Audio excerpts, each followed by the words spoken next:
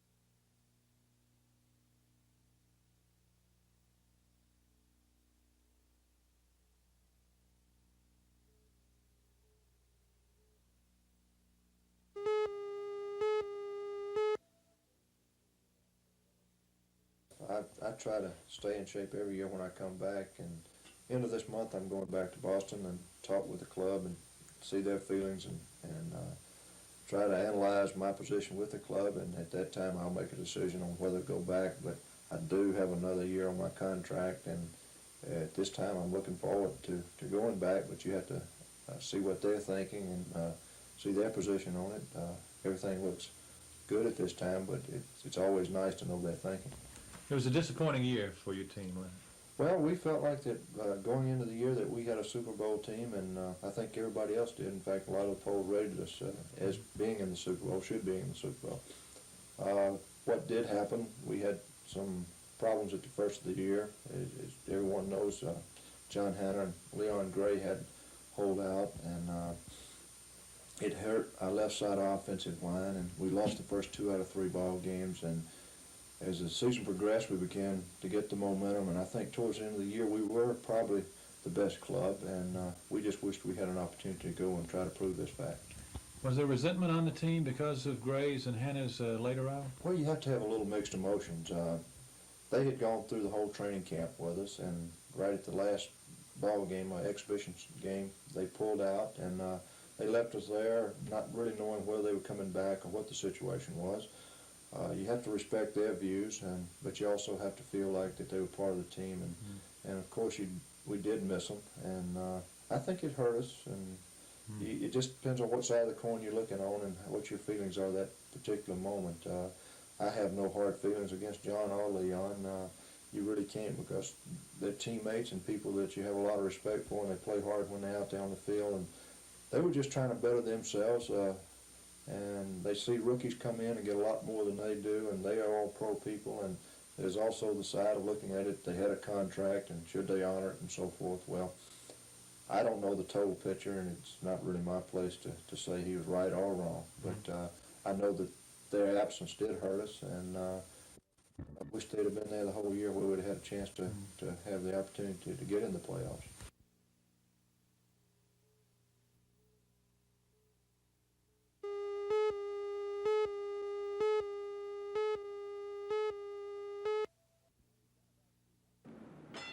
The Prattville boxing program began about 3 months ago when the city hired retired Army Sergeant Raymond Holquin as instructor.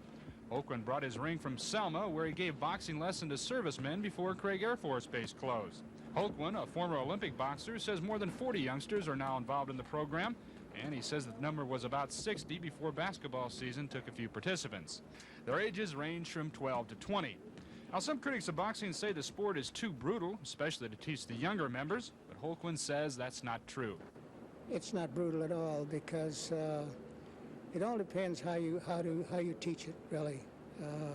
the way we teach it here is to more of self-discipline style, to let them search for their own way and self-respect. And they find it here that they get along better, they understand each other better, and more and all, their grades seem to increase a little better in school, because I tell them that their grades come first, their home, that by all means their home work and their father and mother say they in the long run are first in line, and then they can think about their boxing career. How have the parents accepted around here? Oh, tremendously.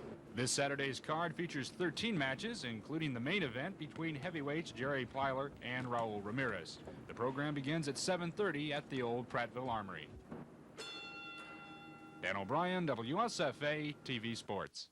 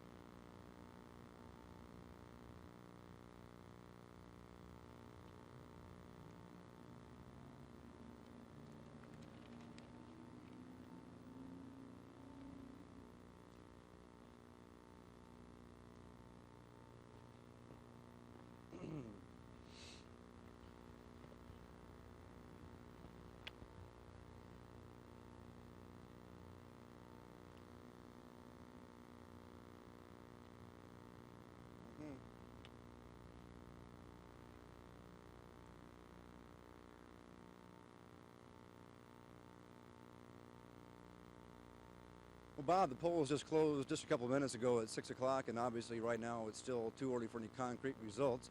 As you said, 4 candidates are vying for that position, which was vacated by Representative Rufus Lewis, who left to become Montgomery's first black federal marshal. But only one candidate for that seat has official party support. That's Charles Langford, who has been given the nod as a Democratic candidate. The 3 independents in the race are the Reverend Oscar Cook, Cleveland Nowling, and Des Sangster. And because of that party support, though, Langford has been given the nod by most observers as the winner so far. But again, that is unofficial, and that is just what observers are saying. And as in most special elections, voter turnout today has been extremely light. In fact, Lloyd Smith of the Probate Judge's Office has predicted only about 2,500 persons turn out to vote today. That's out of a possible about 15,000 voters from 7 precincts, numbers 1 through 5 and 30 and 31. And results from those precincts should be coming in within the next half hour or so. And as soon as we get them, we'll be passing them on to you, so stay tuned to Channel 12. From City Hall, this is Dave Rickey reporting live.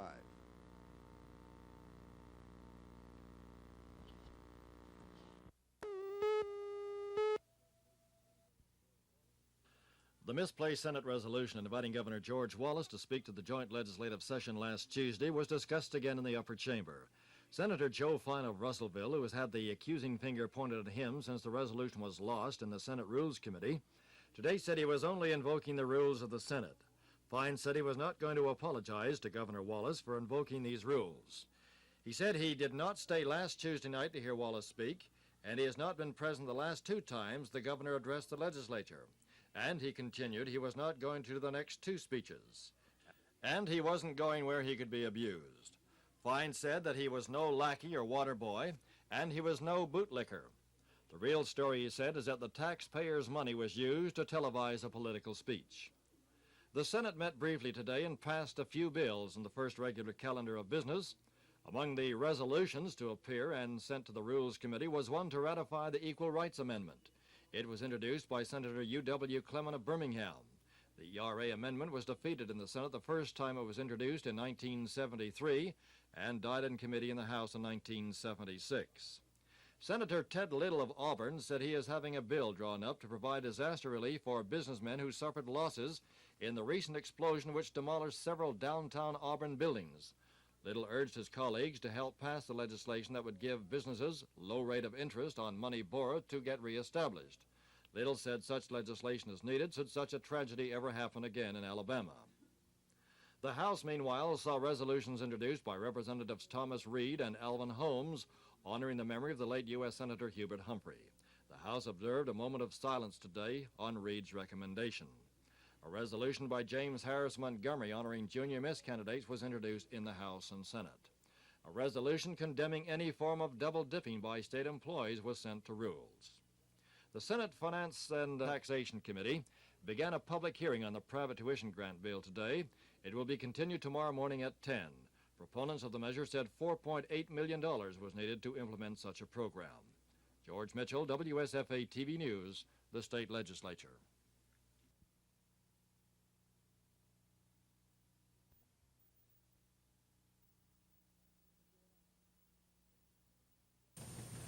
You got 'em?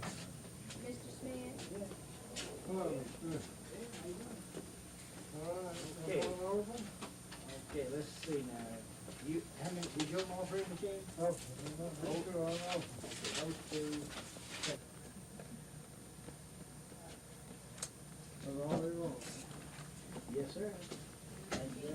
713.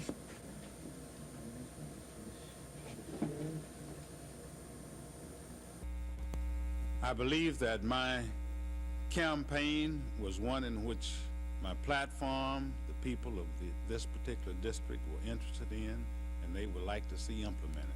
And I will do all within my power to implement it. We had a very low turnout today. Is there any way that you can explain that at all?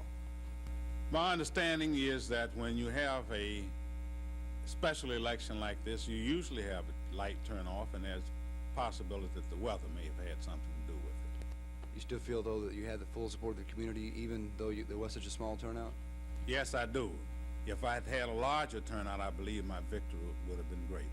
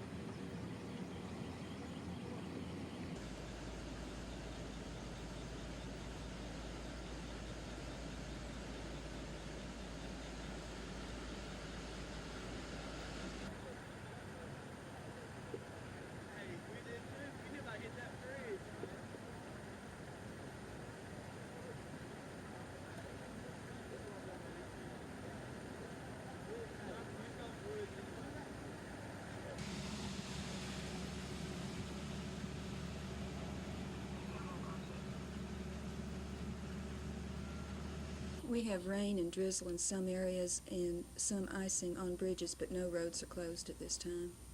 Was it worse this morning, early this morning? Yes, it was. How bad was it? We had roads all over North Alabama closed, and interstate bridges were iced over. Of course, the State Highway Department got out right immediately with sand and started working on the bridges as soon as they were reported. How much do you know about, as far as like the number of accidents? And Well, actually, this morning's report showed fewer accidents last night. They may show up on tomorrow's report. But in weather like this, people tend to stay home, which is a good idea. are there any special preparations being made for tonight for perhaps some of the same type weather? No, we will have the regular troopers working, and if it becomes necessary, others can be called out.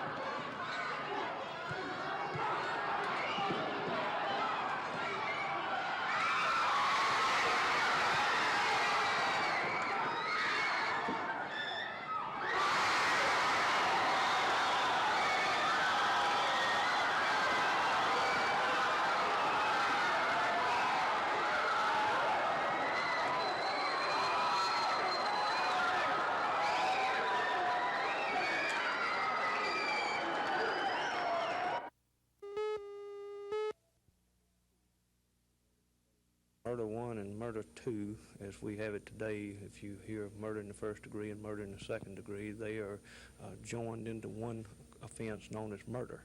And there's no distinction made between murder in the first degree and murder in the second degree. They become the same crime. The difference is the punishment. The range of punishment is rather broad, and the difference in the different degrees of homicide would be in the degrees of punishment rather than in the name of the crime, for instance. And then things such as embezzlement, larceny from the person, larceny by trick, these types of crimes, grand larceny, petty larceny, the names have been changed. Embezzlement, they're now called theft. Rather than having 15 different names, we just call it theft in the new criminal code.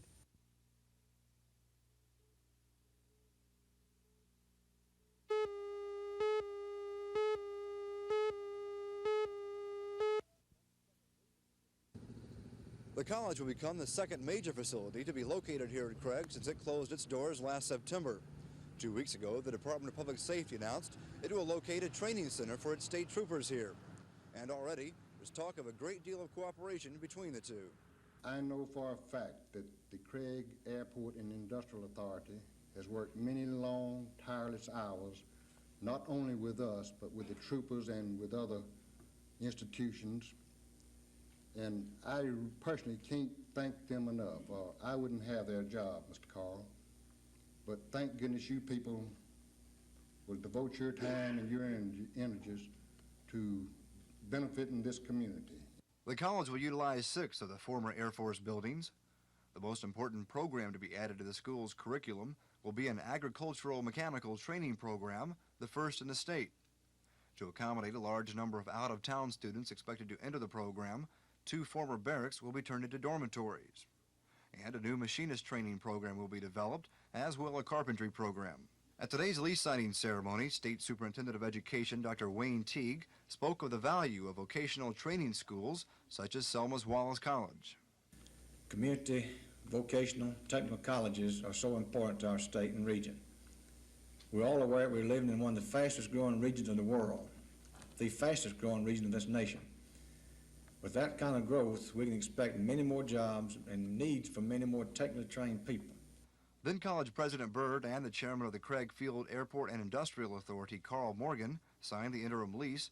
The agreement will be good for about 60 days, at which time developers hope the Department of Health, Education, and Welfare will donate the 6 buildings, plus 3 additional ones, to the college. Selma and Craig officials expressed great hope with today's lease signing with Wallace Community College, saying this lease, plus the one signed with the Department of Public Safety, are the first of many steps towards the total redevelopment of this abandoned facility. This is Dave Rickey, WSFA TV News, reporting from Selma.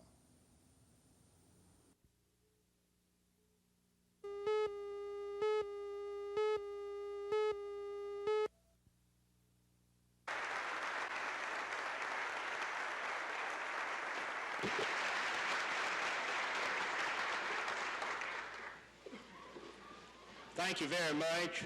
Lieutenant Governor Beasley, Speaker McCorkadale, my former colleagues of the legislative branch of government, ladies and gentlemen, since it was precisely 1 year ago today that I took the oath of office as Alabama's 25th Chief Justice. Before reviewing our court system and the impact of the judicial article,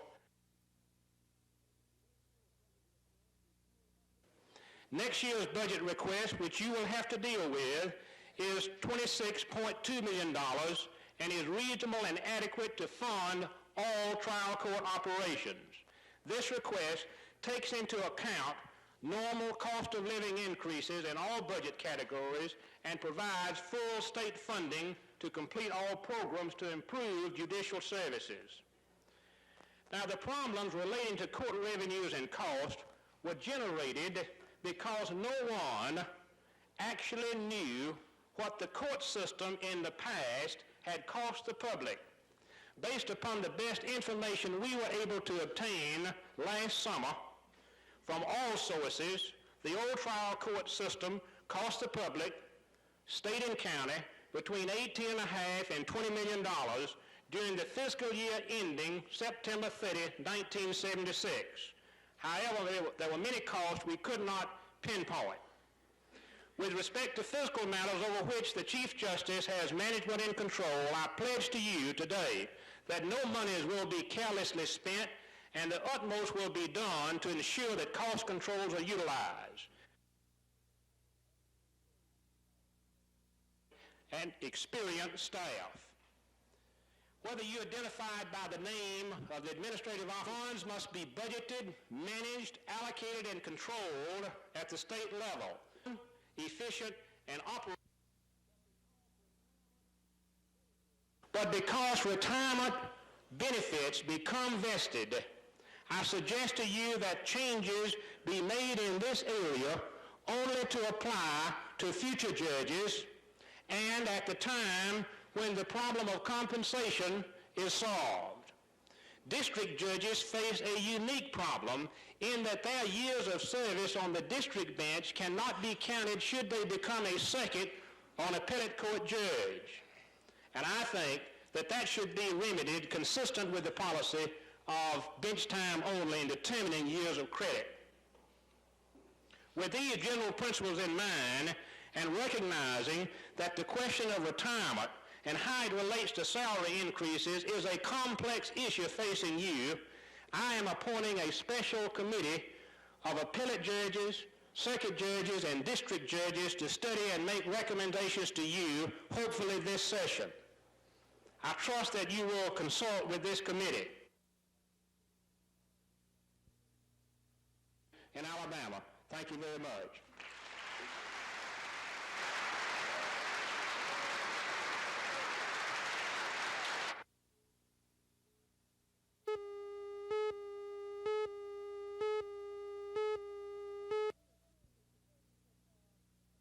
We approved the certificate for the power company to build the 4th unit up at the Miller Steam Plant, which is up in Jefferson County. And at the same time, we directed the power company to make some in-depth studies on time-of-day pricing and marginal pricing. And we feel like that we want to be real sure before we institute a new rate design or a rate change in Alabama that it will benefit the people that it's designed to benefit. So we have asked them to do us an in-depth study on this. Could you give me some of the aspects that you might have asked them to delve into?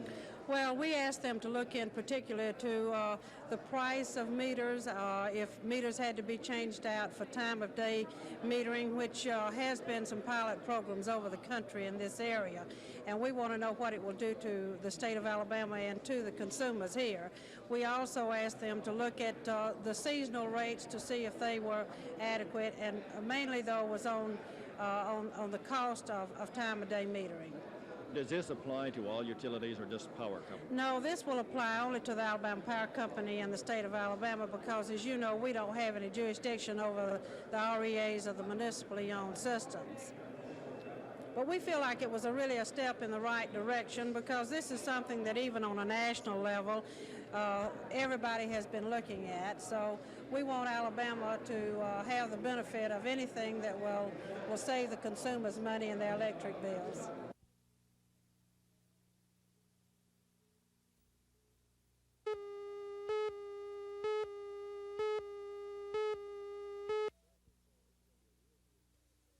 Prattville it's going to be a real good match. They got 4 or 5 real good wrestlers. In fact, more than that, they got about at least 6 good wrestlers. And if you got 6 good wrestlers, you're always a threat. They got a kid by the name of Stewart at 12. He's good. They got a boy by the name of Ingram at the 45. And they got Norton at 38. And got Countryman in 67. It's going to be a good match. Of course, again, you know, we have little Charlie Grant at 12, and Charlie's coming this way, and we got David at 19. That's going to be a key match there. Greg Johnson, our 38-pounder, we wrestling Norton, which is a real good wrestler. That'll be a key match. It's going to take everybody. We got some classes that are not real strong. I think they got 1 or 2 that are not real strong. But at the end, the team that's going to win is going to be the team that get a few pins and don't give up any. It's just going to be a good match this evening. It's real tough. I think the fans going to enjoy it. The coaches won't.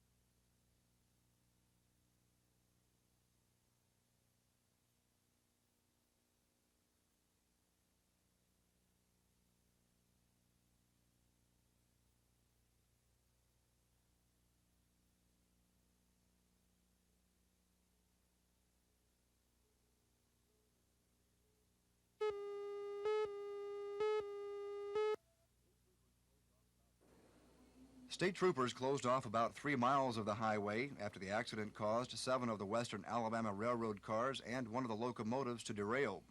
4 of the derailed cars contained either flammable or corrosive chemicals, and one of the overturned boxcars contained several tons of fireworks. Only 2 of the tank cars ruptured in the accident, though, one of them containing a highly corrosive chemical caustic acid, the other containing methyl ethyl ketone, which is said to have a flash point of only 73 degrees Fahrenheit. Officials said that chemical could be touched off by something as small as an automobile's ignition. Thus, the area was temporarily closed to all but emergency personnel. The accident occurred about 10 o'clock this morning. State troopers say the flatbed truck loaded down with a front-loader tractor had become stuck on the railroad crossing in front of the Millstead plant of the Sharp Sand and Gravel Company.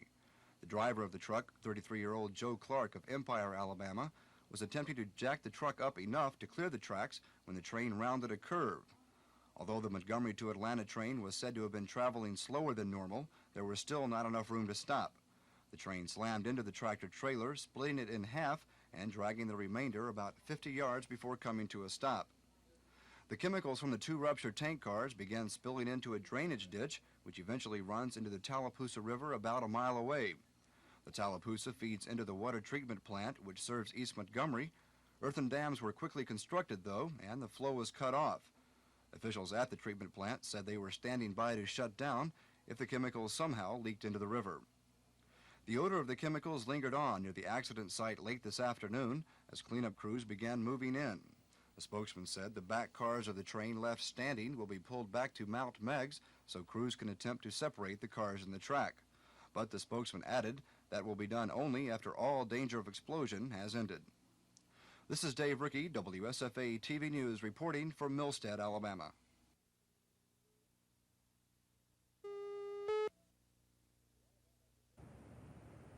The Alabama Education Association suffered another setback today when the Ways and Means Committee killed a bill providing tenure for school support personnel such as maids, janitors, and lunchroom workers. Hubbard said he will confer with Speaker of the House Joe McCorkadale and see about getting the bill reintroduced. The Ways and Means Committee also voted today to report out a bill increasing the salary of the Commissioner of Agriculture to $33,500 a year. Another measure to reduce a pickup limit from 2 to 1 miles on school bus routes was also approved by the same committee. And a bill to permit the sale of table wines in grocery stores in wet counties won approval. A bill to establish presidential preferential primaries in Alabama in 1980 received a favorable report by the Senate Constitution and Elections Committee. It also approved a home rule measure, giving counties more say over their own affairs. Another bill reported out would eliminate voting statewide on constitutional amendments that are local in nature. The Judiciary Committee approved a bill which would change the legal definition of death in Alabama. It would allow doctors to pull the plug of life-sustaining equipment. From the state legislature, George Mitchell, WSFA TV News.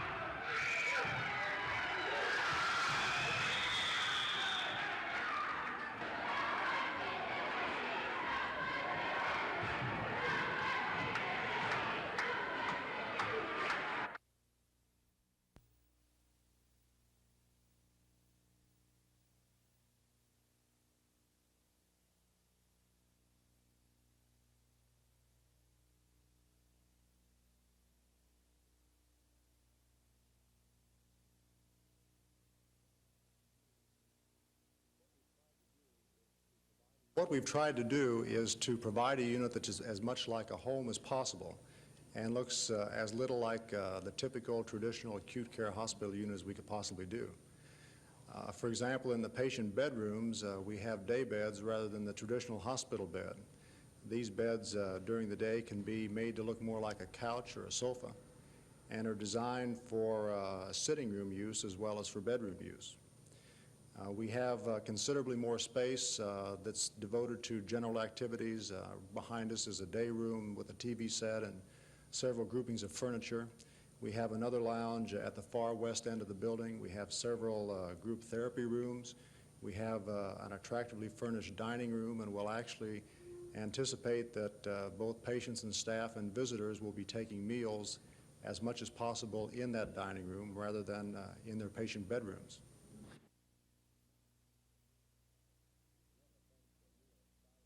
One of the things that we are excited about is the large patio that we have. It's a place where our people can go outside in the sunshine, spend some time just walking around, especially when it's sunshiny outside. Also, we anticipate that we'll have picnic tables and other types of things where if they wanted to have a picnic type of lunch out there, they could do that.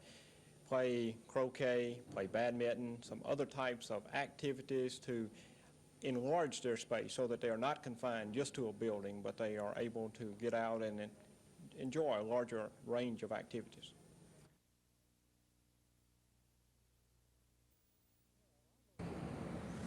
Well, I voted against it. It's never been no secret that I was going to vote against it. I just think that people of this county need to get a little tax relief, and so that half-cent sales tax represents $3 million. And it's growing, and consequently the county could use the money elsewhere. And I don't know why we took the County Board of Education on for special consideration or funding to start with. Why not take the Sheriff's Department and put a half-cent on for them? Why not put the policemen? Why not put the firemen, the sanitary workers? Why not put a half-cent on for all of them? You know, it could go on and on. What's going to happen now? Do you think that the half-cent sales tax has got a permanent future? Not for my vote it hadn't, but of course I only got one vote. Well, let's just put it this way.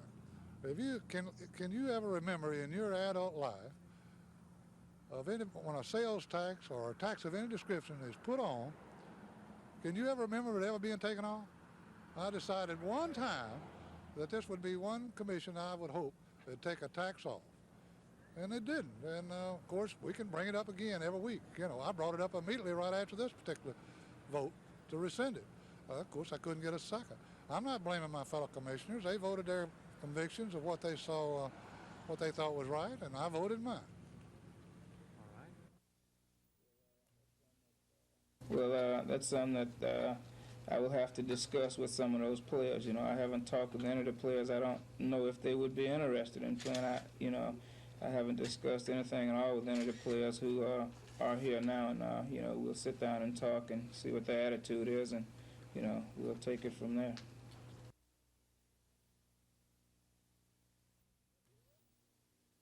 Literate. We want them to be able to read and write and do basic arithmetic. That's what the legislature is saying to the education system in the state if we pass the bill. So, and that.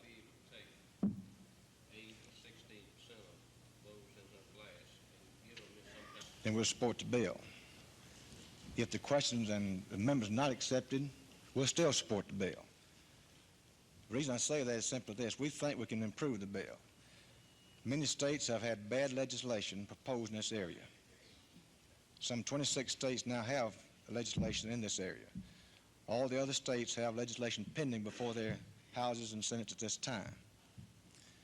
Now, the State Board of Education is going on with this project. You may know that they've named a committee of 100 people, 50 educators and 50 lay citizens, to recommend what to do in this area of competency testing. Now, we don't think we even need legislation to continue, but we do feel this legislature may very well want to get into the act. It is popular. Some things you said here today I agree with.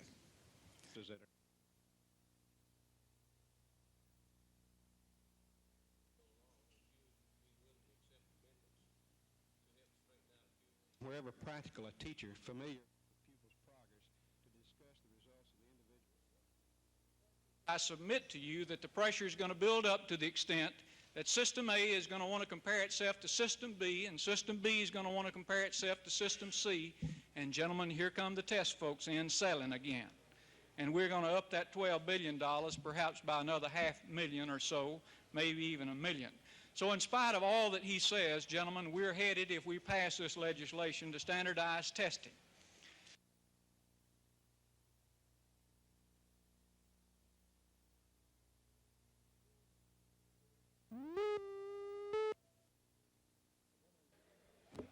The governor's utility package was assigned to the House State Administration Committee. The action came shortly before adjournment today, and after the House passed a bill to remove jury duty exemptions except for practicing attorneys and judges.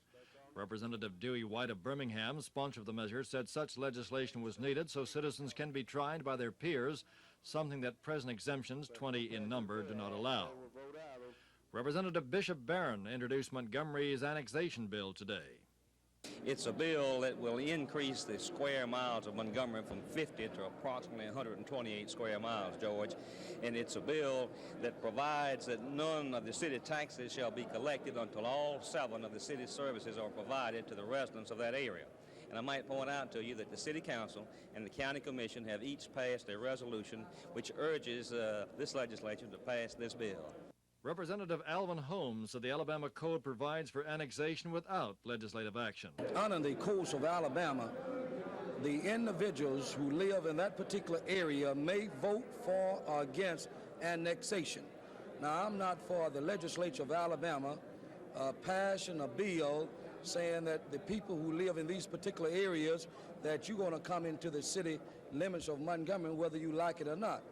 The Senate remains bogged down in a filibuster over a pending bill to exempt all military retirement pay from the state income tax.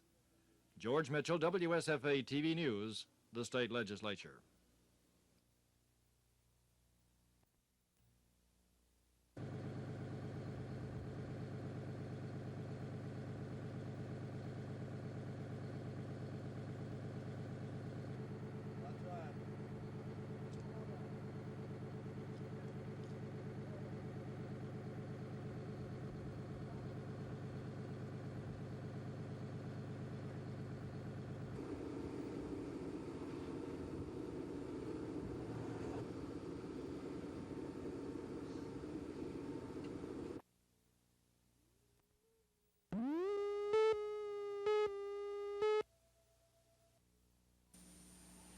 Our guest today is Melba Till Allen, Treasurer for the state of Alabama, and presently, as most of you know, under investigation with the grand jury here. Melba Till, I understand that last October you were told not to talk to the media. Is that true? Yes, the Ethics Commission asked me through Dr. Pennington, who was my financial consultant, not to talk with the news media, and that's the only reason that I haven't. Why have you decided to talk to me today?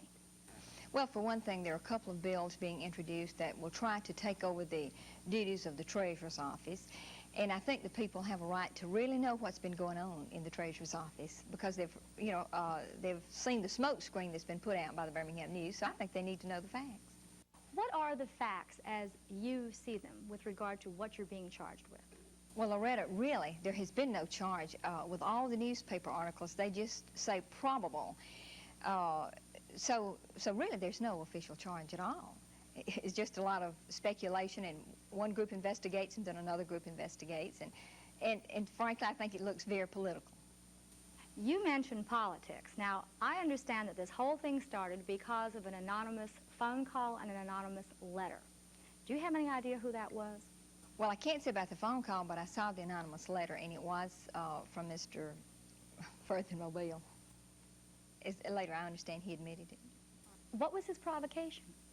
Well, he was very angry because we wouldn't let him in the project, and he had a record, and he really wanted to rip us off, and I stopped him. It's that simple.